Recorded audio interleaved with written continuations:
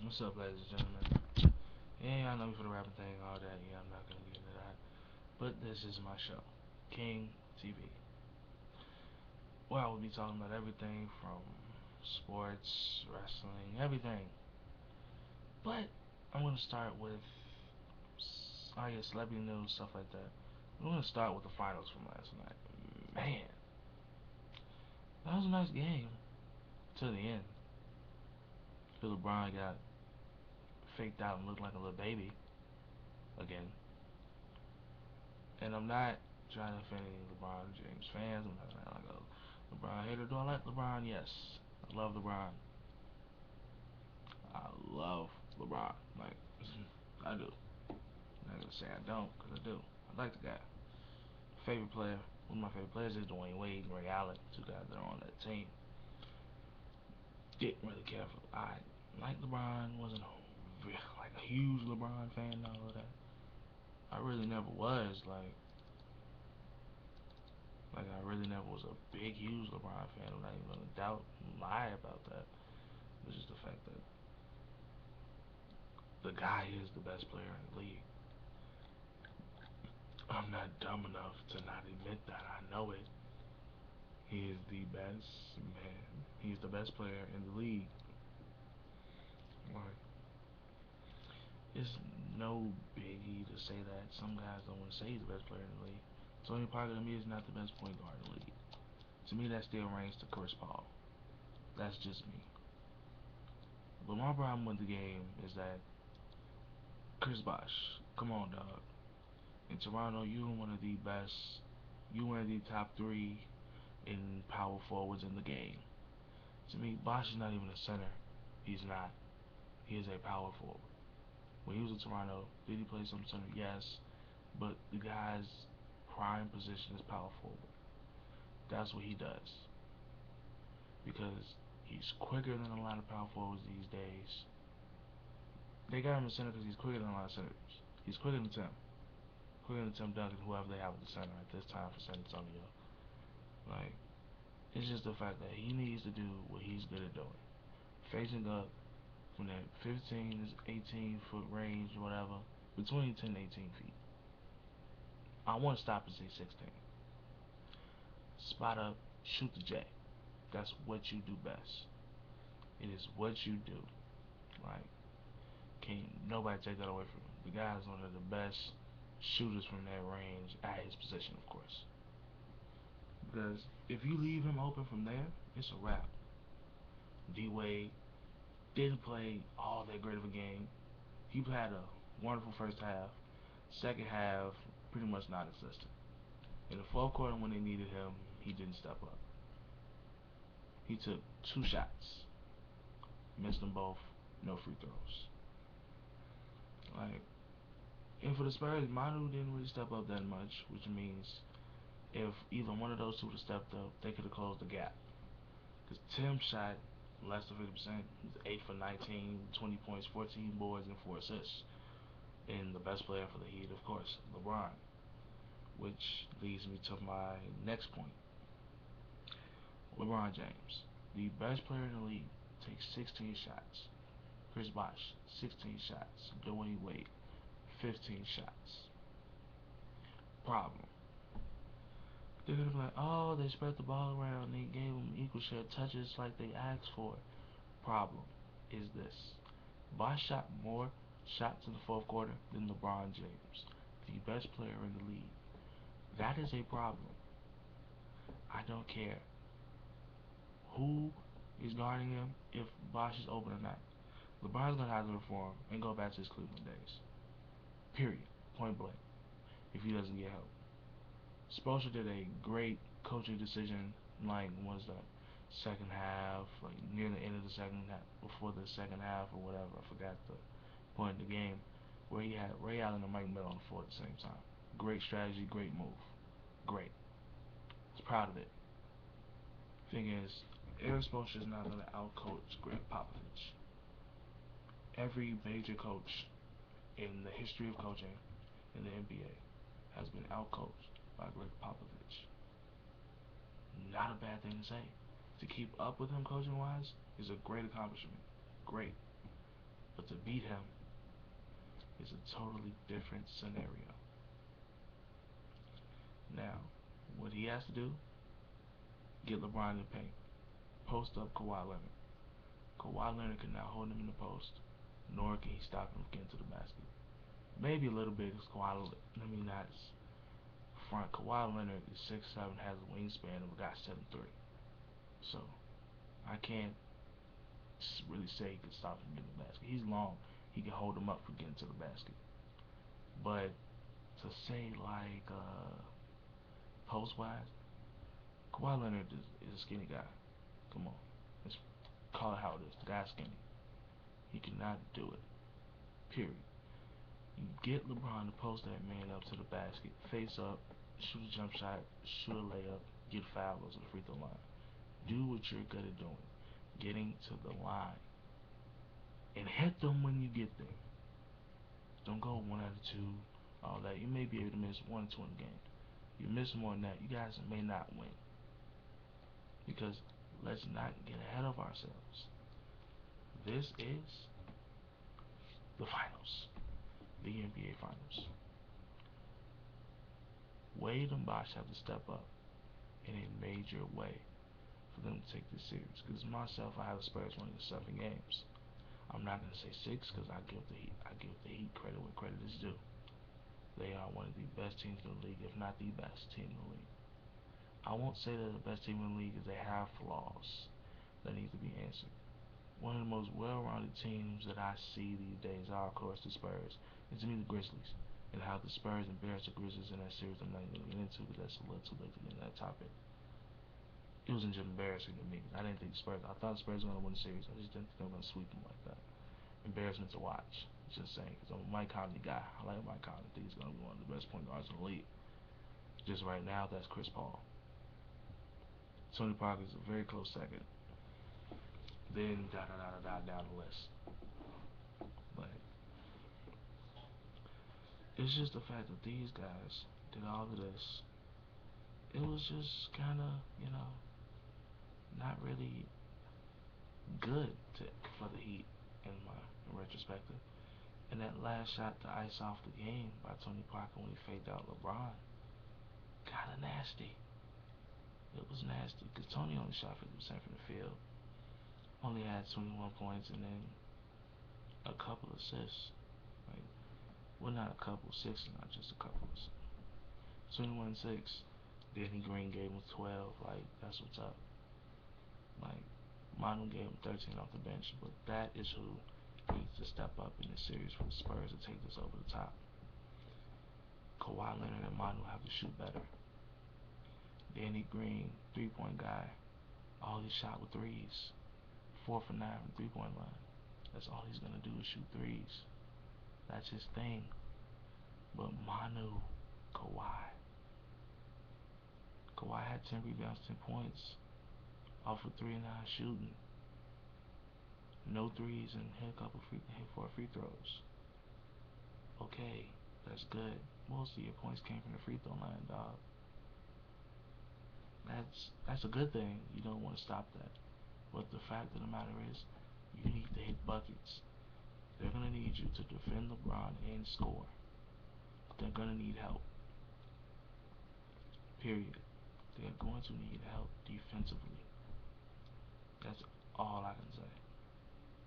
And Matt Bonner played 7 minutes and only shot 1 shot and missed it. And it wasn't even a 3. Boris Diaw did some good stuff defensively. Gary Neal does what Gary Neal does. Shoot a couple of shots, hit a couple, miss a lot, and be on his way. Tony Parker, what can I say? Tony Parker, one of the best point guards in the league. There's nothing you can say about Tony Parker. Like, the guy's phenomenal. Phenomenal guy. Period. But back to what I'm saying is, Manu and Kawhi Leonard need to hit shots if they expect for these guys to win. If they expect for these guys to win, for the Spurs to win, they need to step up big time. Kawhi Leonard, 10 rebounds, great. Thing is, LeBron had 18 of those. Thing is, LeBron is going to be LeBron. It's LeBron James. We're not gonna say he can match up to LeBron points or rebound wise. LeBron's gonna get his share of boards and his share of points. LeBron's gonna lead them in points pretty much every game in this series for the Heat. So like that's just what you're gonna do. But just don't let him out physical you. Like I know that's not really a great term to put it, but that's just the best I can put it. Don't let him outman you in the post. You know that's what he's gonna do because it's LeBron. LeBron is a strong dude. They say he weighs about 255. I think that's a lot. He weighs 260, 265, in my opinion. But to be that big, he's agile and quick. Like, really, Dwayne now to the Heat. Like Dwayne Wade, minus 11 plus minus minutes wise. He was minus 11, which isn't good. James had a triple double. I was watching first take today. Yeah, today is Friday. I'm tweaking. I was watching first take, and Skip Bayless said the words that the triple double these days are overrated. I totally agree with that statement. Triple doubles these days are hard to come by, but they, in some cases, are overrated. Not all the time, but in some cases are overrated. In LeBron's case, it's going to be overrated because LeBron James is out. This is going to take some people off, but I think he's a slight bit overrated. Not much, but some. He's, yes, he's, in my opinion, the best player in the league. Period. But the guy is somewhat overrated. He's supposed to be on the cover of 2K14. Good thing for the league. He's your moneymaker. Period. He is your moneymaker. Put him there. But anyway, the guy had 18 points, 18 rebounds, 10 assists. He would have had more of it in the fourth quarter. Bosh would have knocked down one of those 5 shots he took there. Bosh, 6 for 16 from the field. Somebody want to do the math on that? You do the math, really. Come on now. LeBron James is just a shot better, 7 to 16. Dwayne Wade 7 to 15. The thing is, most of his points came in the first half. Problem. You show up in the first half and then go missing in pretty much the whole second half, especially in the fourth quarter. Like, we need you consistently. Not we. They need you consistently. They're not. The Spurs are gonna eat you alive, dog. You better get that knee prepared, cause I'm sick of everybody trying to use that as a crutch. Like, the knee is there. It's a problem. It's gonna bother him. He's not using it as an excuse. So the media needs to stop doing the same. Don't use it as an excuse, cause it's not a valid one anymore. Really, it's not. He gets all the treatment on it he needs to have treatment on it for. So, why keep pondering on it, keep talking about it, nitpicking with him about it? Let it go. Now, so what ticked me off about this? How dare you talk about fatigue is why this happened. You lost because you made poor decisions near the end of the game. And players couldn't hit shots. You just say the classic line and said they outplayed us, all of that, which they did in the fourth quarter. First half, Heat outplayed them, in my opinion. Second half, Spurs did what Spurs do. They regroup. Popovich gives them a talk. They regroup and get themselves together. Because they were down at halftime. Then it's like, the Heat won the first half, period. They won the first half. Like, that's what the Heat do. They go up, they tie the third quarter. In the fourth quarter, only scored 16 points. 16 points in the fourth quarter. And only one of those two of those shots, two of those points came from Chris Bosh, shooting 5 shots in the fourth quarter. Problem. But back to fatigue. How can you use that as an excuse? How? Like, how can you use it as an excuse? Like, just how can you do that? As a man, to use an excuse like that, pitiful, in my opinion. To be quite honest, it was pitiful in my eyes. Not a valid excuse at all. Well, I'll take that back. I'm not going to say it's not valid, because the Pacers, that's a big boy team. That is a team full of big boys. Now, to me, I think the Pacers would have won that series if they had a point guard, a legit point guard.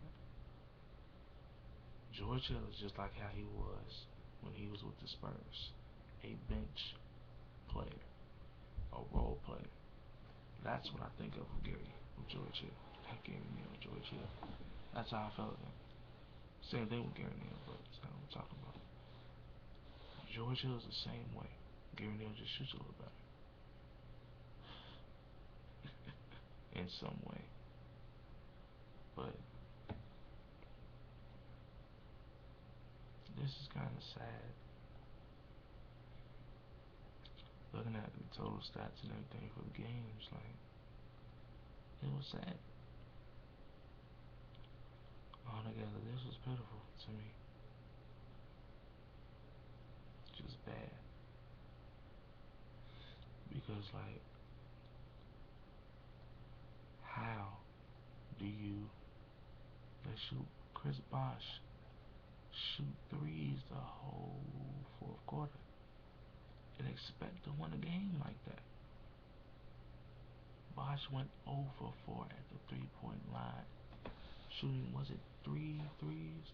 Two or three threes in the fourth quarter. Like, come on. That is not your game. Your game was to outquick your opponent. Period. You only had 13 points. This is what they need to do. Start Chris Anderson. First off, for the Heat, listen. I know they may not ever get to watching this, but listen. Start Chris Anderson. He is a valuable player. Y'all energy player. And the man has been scoring for you guys this postseason. Start him. Is he a hothead? Yes. Chris Anderson has always been a hothead. It's nothing new. But if you want to win, risks have to be taken. And this is one I think will pay off in your favor. Start Chris Anderson. Put Chris Bosh at the power forward where he should be. It's Udonis Haslem. Shot one shot, and he hit it. Only had 4 rebounds in 16 minutes. Not the greatest average and whatnot. Chris Anderson had 12 minutes, grabbed 3 boards, but also had 7 points.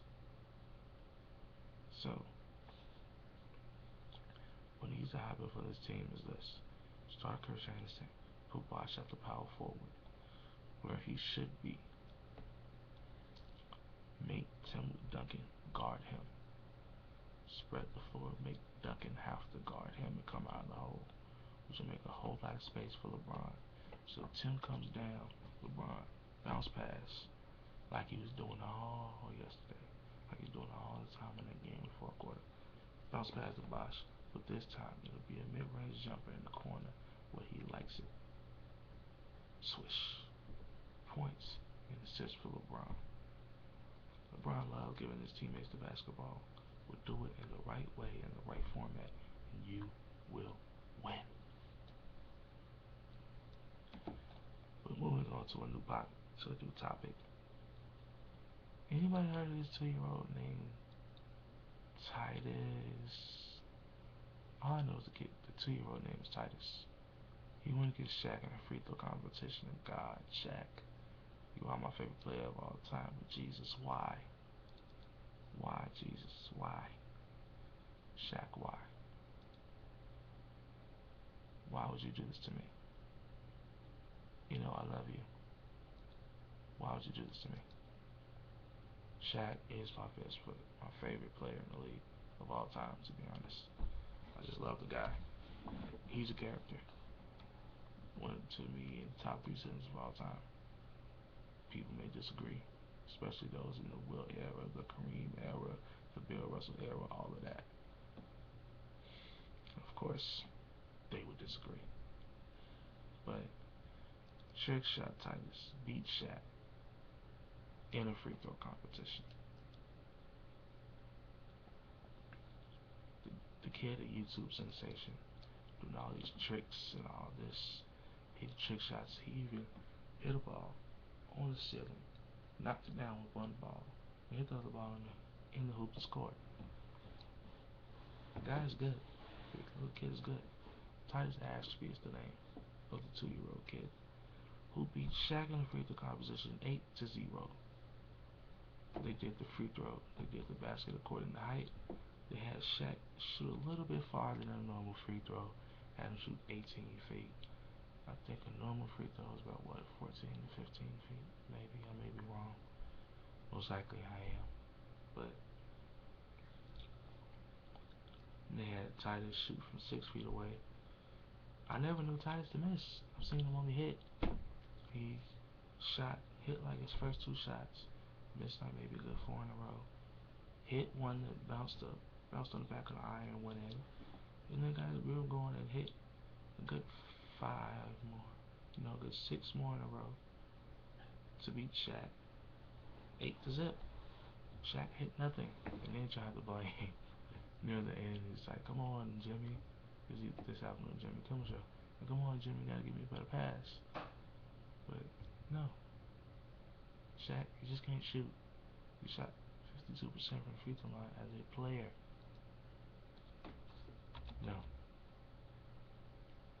No better passing will help you. Period. Just won't. I'm sorry. Just won't help you. Like, really, Shaq? Really? But for me, that was just funny. Let's get to some other stuff that I do. Do I watch reality television? Yes. I love reality television. I'm gonna get to this now. Love and Hip Hop Atlanta. Wow. This is funny. Funny. I love it. I'm not gonna say it like that. Like if it's funny for like ha ha ha. Not really, but listen. Yeah, how am I gonna get this out? This may offend some people. Stevie J is a master pimp. Shay Mack is decent. Got an ass. A big one. Fat one at that. You just see her when she first met Stevie J. She was jailing it. Like, like you do titties. Like, you give her titties. Yeah. Play with them, watch her go. That's what she was doing with Booty. Come on now. What nigga went out and smashed that? A whole lot more tattoos than I would like on a female. But girl still sexy. Jocelyn sexy too. Even though when I first saw her, I thought she was a man. No offense. Charlamagne the guy calls her that all the time. But Charlamagne's just stupid. But let me get to this K. Michelle thing. K. Michelle smacked me in the face with some flowers over a confrontation that happened with Nico and this other guy, some other irrelevant nigga that Nico's doing a video shoot with. And did they attack K. Michelle? Yes.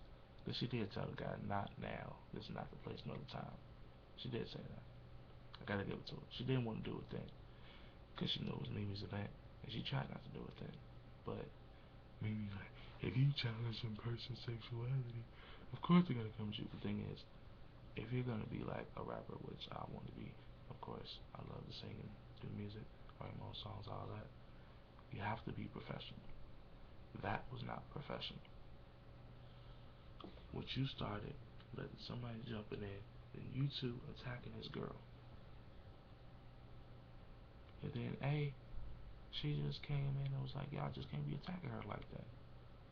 Then came Michelle out the door, came back and said, y'all can't be attacking her like that.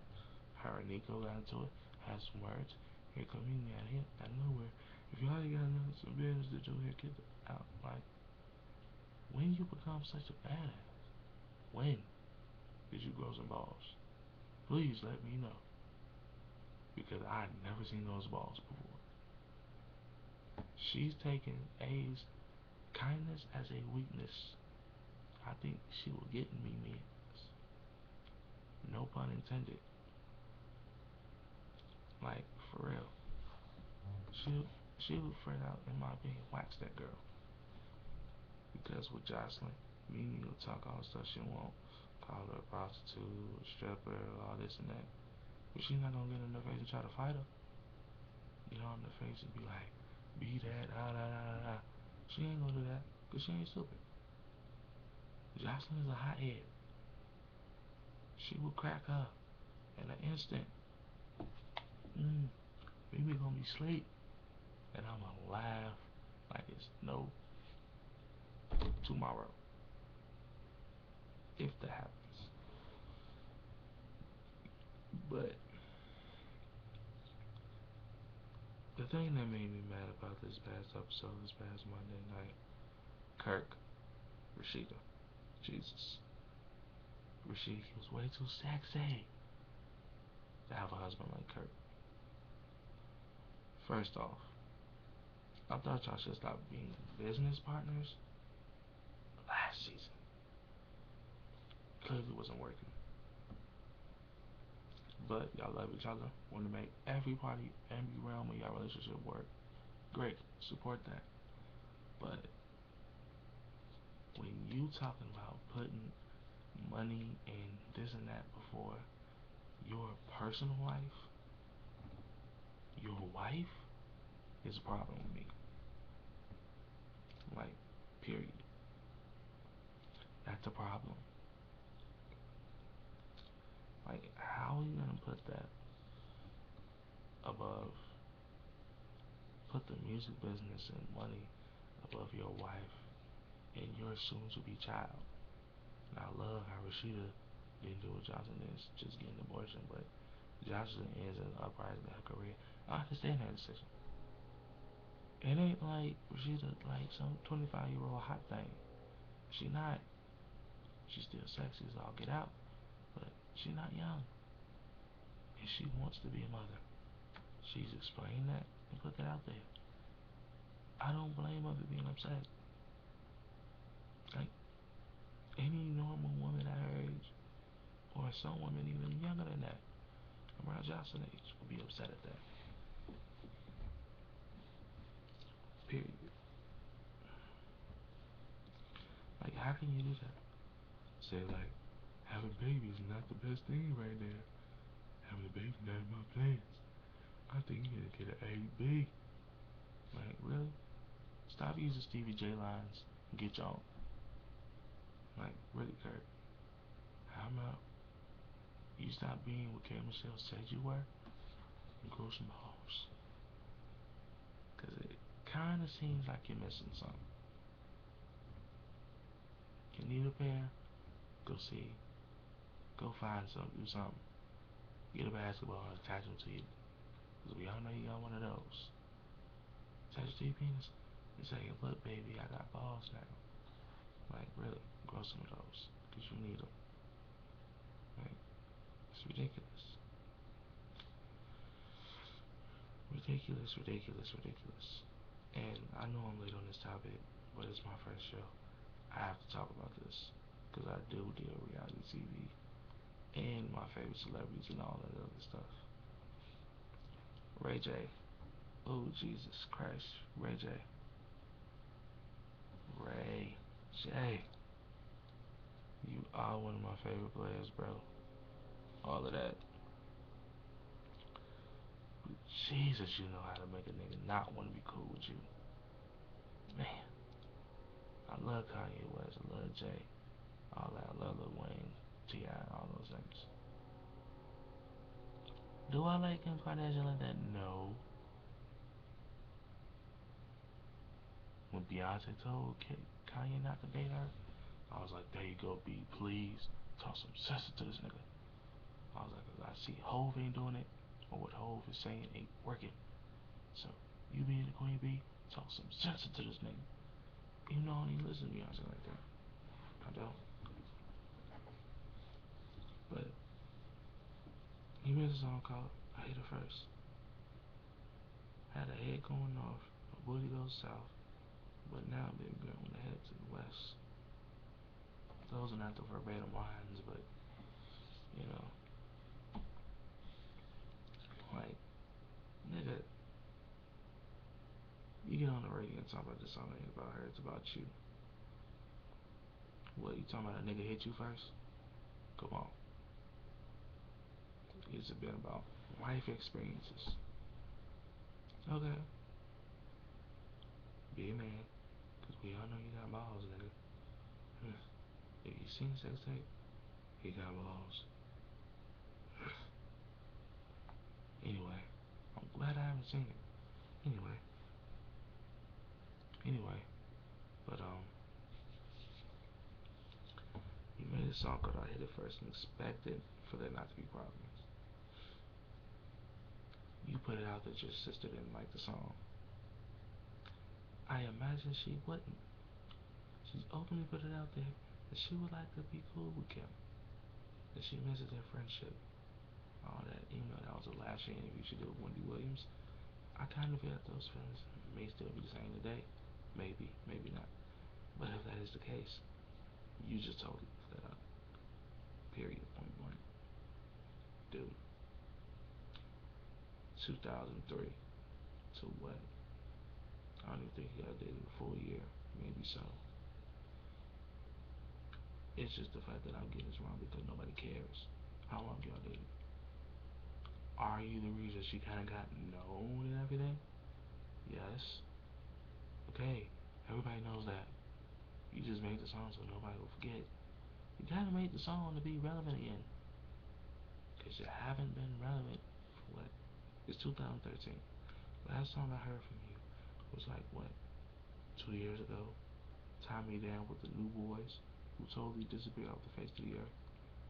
Because the, yeah, check, yeah, check, got old. Everything gets old. This dancey crap that happens in rap today gets old. Is it cool to come out one of those every once in a while? Cool. But it will get old. Sometimes it gets old quick. Just saying. Anyway, Ray, you are a phenomenal singer. The song could be a club hit. To be honest, it could. Could be a club hit. Like, for real, nigga. A club hit. Like, no stuff. Could be a club banger. All that. But it's the fact of what it represents. The song could relate to a whole lot of niggas. A whole lot of niggas. That's had a girl and then he had a bang bang bang. She moved on to the next nigga. Like Jay-Z song, on to the next one. That's how Kim has been. She went from you to Chris Humphries. Oh, let me back. She went from you, Reggie Bush, then Chris Humphries, and now to Kanye. But let's not forget something. Reggie Bush pretty much married a girl that looked exactly like Kim. Let's not forget when Kanye lost Amber Rose to Wiz. The nigga was mad. The nigga made a diss record about them too. Just didn't make one like Reggie did. Let's not forget. Kanye had beef towards Wiz. Wiz What is it having a baby with her? If the thing ain't already born yet. The fact of the matter is, y'all favorite person? Some of y'all favorite people, Kanye. I love Kanye myself. Just the fact is, my nigga, same thing he did, he's doing to your girl and your baby mama. He did somebody else's. Called karma, my nigga. Karma. It's a true thing. Like, it's just rated it to be relevant. The song is turned to a hit. Everybody's talking about it. Pretty much it works for him. Cause now supposedly Kanye came back with this song. I haven't heard it. Supposedly it happened. Don't know if it really happened. Don't really care at this point. Just the fact the whole thing is stupid and played out. Period. Like, it's dumb. But it is what it is. And Ray, I love your music. Okay, hey, call me up. We do some music together. Supposedly you're gonna do an album. I'll get on that. I ain't gonna lie. The Ray J makes dope music. Now you gonna front on that. Nigga's cold. But anyway, just this one song. When I heard it, bust up laughing. Cause it was funny. I hit it first, I hit it first, I hit it. Like, really, G? We all know you hit it first. We saw you hit it first. Jesus. Nigga, let it go. Like, really, nigga. Let it go. But on that note, ladies and gentlemen, I am JC the K.I.N.G. And I'm out of here because I gotta get some sleep. It's late. Deuces. Till finish.